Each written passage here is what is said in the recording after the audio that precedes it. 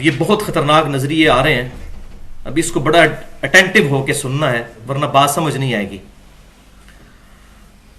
ہمارے سب کانٹیننٹ میں ایک بہت بڑے بزرگ جن کو لوگ داتا صاحب کہتے ہیں، علی بن عثمان حجویری صاحب، جن کا مزار لاہور میں ہے، ان کی کتاب ہے کشف المحجوب، جو ان کے ماننے والے تو کہتے ہیں انہی کی کتاب ہے، کوئی تبدیلی اس میں نہیں ہوئی، یہ معرفت کی باتیں ہیں جو انہوں نے لکھی.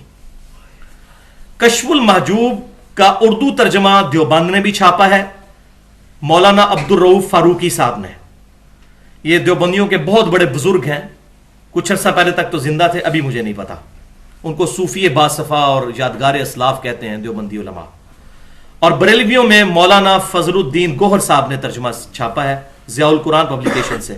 دیوبند کا ترجمہ اسلامی کتب خانہ سے شائع ہوا، اور بریلویوں کے ترجمہ جو ہے ضیاء القرآن سے، اس پر تقریض لگی ہوئی ہے پیر کرم شاہ صاحب الازری کی بھی. یہ وہ ہے کشف المحجوب جس کے بارے میں کہتے ہیں جدہ مرشد نہ ہو کشف المحجوب پڑھ لے. کہتے ہیں نا کہ جس کو پیر نہ ملے تو اس کے لیے پیر یہ کتاب ہے. یہ ذرا کتاب سن لیجئے، اس میں علماء کا نظریہ نمبر 12 صاحب اور سکر کا چیپٹر ہے، چیپٹر نمبر 14. اس میں لکھتے ہیں دیوبندی ترجمہ مولانا عبدالرؤوف فاروقی صاحب کا صفحہ 291 ہے، اور بریلوی ترجمے میں صفحہ 267 ہے، 267 ضیاء القرآن والوں کا. صاحب اور سکر کی تعریف کرتے وہ کہتے ہیں حضرت داؤد علیہ السلام کی ایک نظر جب وہاں پڑی جہاں نہ پڑنی چاہیے تھی، یعنی اوریا کی بیوی پر، کسی دوسرے کی بیوی پر حضرت داؤد علیہ السلام کی نظر پڑی. یہ اصل میں وہ ٹیمپرڈ فارم میں جو اولڈ ٹیسٹیمنٹ آج موجود ہے نا، تورات، اس میں یہ واقعہ بےہودہ لکھا ہوا ہے. وہ ٹیمپرڈ فارم میں تحریف شدہ، وہاں سے نقل کیا ہے. ان کا صحابی ہے اوریا، اس کی بیوی پہ حضرت داؤد کی نظر پڑی تو آپ علیہ السلام کو حق تعالیٰ کی طرف سے تنبیہ کا سامنا کرنا پڑا. اور تو آگے ڈیٹیل بھی موجود ہے کہ وہ پھر بعد میں انہوں نے اپنے اس صحابی کو جنگ میں آگے بھیج کے قتل کروا کے خود اس عورت سے شادی کر لی. یہ پورا واقعہ ولیعوذ باللہ تعالیٰ اس میں لکھا ہے. تو وہ کہتے ہیں یہ حضرت داؤد علیہ السلام کو اللہ تعالیٰ نے ڈانٹا کہ یہ تو نے کیا کیا. اور ہمارے پیغمبر صلی اللہ علیہ وسلم استغفر اللہ، ان کی بھی اسی طرح کی ایک نگاہ حضرت زید ابن حارثہ کی بیوی پر پڑی ولیعوذ باللہ تعالی. تو حضرت زید ابن حارثہ پر ان کی بیوی حرام ہو گئی. حرام کیوں ہو گئی؟ کہ نبی صلی اللہ علیہ وسلم نے ان کو دیکھا تو آپ صلی اللہ علیہ وسلم کی خواہش تھی معاذ اللہ استغفر اللہ کہ ان سے وہ شادی کر لیں. تو اللہ تعالیٰ نے ایسی کو نفرت ڈالی کہ وہ ان پر حرام ہو گئی. حضرت زید ابن حارثہ نے طلاق دے دی، حالانکہ یہ وجہ نہیں تھی طلاق کی. وہ وجہ کیا تھی کہ حضرت زید ابن حارثہ غلام تھے اور وہ ہاشمی خاندان سے تھی، ان کی آپس میں بن نہیں پا رہی تھی، یہ وجہ تھی. تو کہتے ہیں یہ نظر پڑ گئی تو حرام ہو گئی. اور یہ ام المومنین حضرت زینب کے بارے میں رضی اللہ تعالی عنہ. اب وہ کہتے ہیں اس لیے کہ حضرت داؤد علیہ السلام کی نظر حالت صحو میں تھی. صحو کہتے ہیں جان بوجھ کر بندہ ہوش میں ہو اور اس سے کوئی بھول چوک ہو جائے. تو کہتے ہیں داؤد علیہ السلام تو ہوش میں تھے، انہوں نے اپنی صحابی کی بیوی کے ساتھ جو کچھ وہ معاملہ دیکھنے والا کیا تو اللہ نے ان کو ڈانٹا، اور ہمارے نبی کو نہیں ڈانٹا. اس کی وجہ بتا رہے ہیں کیوں. وہ کہتے ہیں اور ہمارے پیغمبر صلی اللہ علیہ وسلم کی نظر حالت سکر میں تھی، یعنی مدہوشی کی حالت میں تھی، اس لیے ان پر گرفت نہیں ہوئی. سکر اور صاحب یہ ٹرمز ہیں دو تصوف کی. صاحب کہتے ہیں جو بندہ ہوش میں ہوتا ہے جس کو سالک کہتے ہیں، اور سکر کہتے ہیں یہ مجذوب جس کو ہوش نہیں ہوتی. اور سکر کی اپروپریٹ ٹرانسلیشن تو ہوتا ہے مدہوشی میں، نشے کی وجہ سے جو مدہوش ہو جاتا ہے یا کسی خوف کی وجہ سے، اس کو کہتے ہیں یہ سکر میں ہے. تو انہوں نے کہا چونکہ نبی صلی اللہ علیہ وسلم سکر میں تھے اس لیے اللہ تعالیٰ نے گرفت ہی نہیں کی. ایک بندہ ہوش میں ہی نہیں ہے تو وہ جو مرضی کرتا پھرے. وَلِعَاذُ بِاللَّهِ تَعَالَى استغفر اللہ وَأَتُوبُ إِلَيْهِ. اب یہ تو تھا ان کا عقیدہ. نبی صلی اللہ علیہ وسلم کا ذرا عقیدہ قرآن پاک میں جو بیان ہوا وہی کا فیصلہ. بسم اللہ الرحمن الرحیم. وَالنَّجْمِ إِذَا هَوَىٰ، اس ستارے کی قسم کہ جب وہ اترے. مَا ضَلَّ صَاحِبُكُمْ وَمَا غَوَىٰ، تمہارے نبی نہ کبھی بہکے ہیں نہ کبھی بہرا چلے ہیں. Categorical mention. وَمَا يَنْطِقُ عَنِ الْهَوَىٰ، وہ تو اپنی خواہش نفس سے کچھ نہیں بولتے. إِنْ هُوَ إِلَّا وَحْيٌ يُوحَىٰ، وہ تو وہی کہتے ہیں جو اللہ کی طرف سے ان کو وحی ہوتی ہے. یہ ہے گارنٹی. یہ گارنٹی دنیا کے کسی انسان کے بارے میں نہیں، چاہے وہ سیدنا ابوبکر صدیق رضی اللہ تعالیٰ عنہ ہوں یا کوئی اور صحابی ہوں، خاص حسن بصری ہوں یا کوئی اور تابعی ہوں، خواہ امام مالک ہوں یا کوئی اور تبع تابعی ہوں، خواہ امام ابو حنیفہ رحمۃ اللہ علیہ ہوں یا کوئی اور امام ہوں، کسی کے لیے گارنٹی نہیں. اللہ. اور بخاری اور مسلم کی متفق علیہ حدیث ہے کہ نبی صلی اللہ علیہ وسلم میں کنواری لڑکیوں سے زیادہ شرم و حیا تھی، کنواری لڑکیوں سے زیادہ. اور سورہ قلم میں آیا وَإِنَّكَ لَعَلَىٰ خُلُقٍ عَظِيمٍ، اے محبوب صلی اللہ علیہ وسلم آپ اخلاق کے بلند ترین درجے پر فائز ہیں. لَقَدْ كَانَ لَكُمْ فِي رَسُولِ اللَّهِ أُسْوَةٌ حَسَنَةٌ، رسول اللہ صلی اللہ علیہ وسلم کی مبارک زندگی میں تمہارے لیے بہترین نمونہ ہے. یہ نمونے پیش کر رہے ہیں. یہ کہاں سے آئیں چیزیں؟ بیسیکلی یہ وہی ضعیف روایتوں کا فتنہ ہے. یہ تفسیر تبری میں بھی موجود ہے. اسی لیے تو میں نے پورا لیکچر ریکارڈ کروایا 1 گھنٹہ اور 35 منٹ کا، مسئلہ نمبر 36 کے نام سے اہل سنت پاک.com پر ضعیف الاسناد اور من گھڑت احادیث کے فتنے کا تحقیقی جائزہ. لیکن حدیثیں لکھنے والے مجرم نہیں ہیں، انہوں نے ساتھ سند بیان کی، رزلٹ کوئی نہیں نکالا. مجرم یہ لوگ ہیں جو ان روایتوں کو لے کر پھر رزلٹ بھی نکال رہے ہیں، اور اتنے بےہودہ رزلٹ جو قرآن و سنت کے خلاف ہیں. یہ اس کی سند کو تو پرکھنے کی ضرورت نہیں تھی، ویسے ہی کتاب و سنت کے خلاف ہے، قرآن و سنت کی تھیم کے خلاف ہیں یہ باتیں، والعیاذ باللہ تعالی. اب یہاں پر میں ایک بات کرنا ضروری سمجھتا ہوں تاکہ میں تھوڑا معاملہ کھل جائے. اب بریلوی مکتب فکر کے علماء جو ہیں ان کے لیے بہت بڑا لمحہ فکریہ ہے، دیوبند کے لیے بھی، کہ ان عبارتوں کے اوپر اعلان برات کریں اور اس کتاب کو ریٹریو کر کے اس کو آگ لگائیں، کتاب و سنت کو فالو کیا جائے. اب پیر کرم شاہ صاحب الازہری جو ہیں، جنہوں نے اس کتاب کو پڑھا اور بڑی تعریف کی، اس کتاب کے ساتھ مقدمہ ان کا 20-25 صفحوں کا چھپا ہوا ہے، لیکن وہی اپنے بزرگ سے اندھی عقیدت. یہی واقعہ سورۃ الاحزاب کی تفسیر میں امام تبری لائے تھے. تو پیر کرم شاہ صاحب نے جب ضیاء القرآن تفسیر لکھی سورۃ الاحزاب میں، جب یہ واقعہ آیا اس کانٹیکسٹ میں، تو پیر کرم شاہ صاحب الازہری نے اس میں لکھا کہ یہ واقعہ مستشرقین کی سازش ہے اسلام کے خلاف، یہ کافروں نے ہماری کتابوں میں یہ واقعہ ڈالا ہے.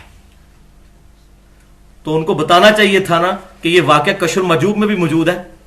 کشف المحجوب پہ 25 صفحے لکھے کہ ایسی کتاب ہی کوئی نہیں، کیونکہ وہاں بتاتے تو بزرگ فارغ ہو جاتے تھے. لوگ کہتے یار یہ کیا ہو گیا.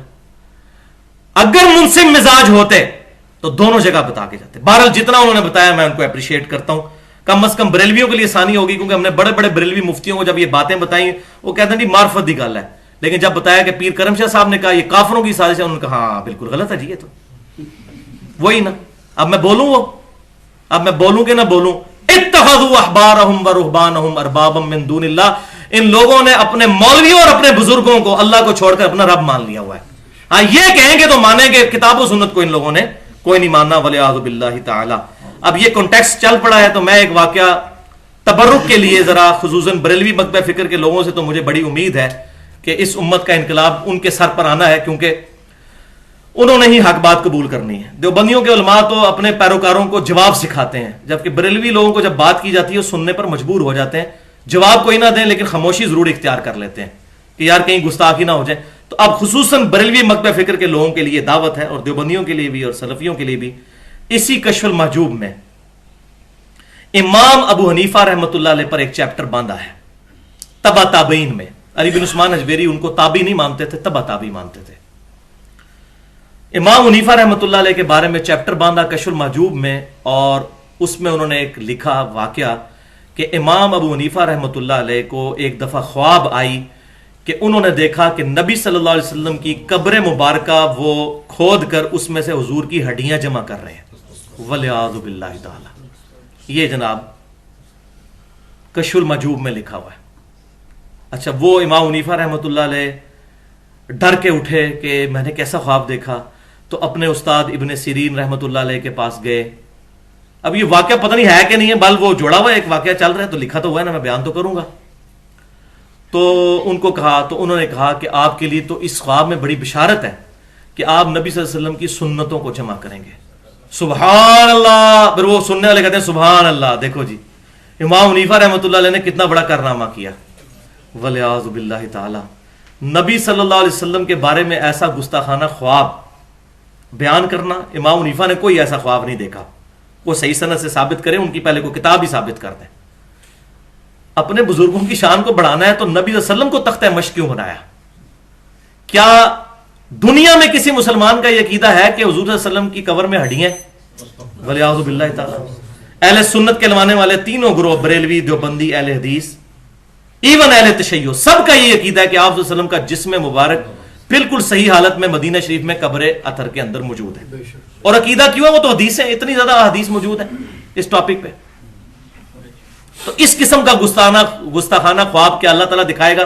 تو میں اس پہ وہی بات کروں گا کہ خواب یا تو شیطان کی طرف سے ہوتا ہے جو بخاری اور مسلم میں حدیث ہے، یا رحمان کی طرف سے ہوتا ہے. تو یہ شیطانی خواب ہی ہے، یہ گھڑا گیا ہے. کس نے گھڑا؟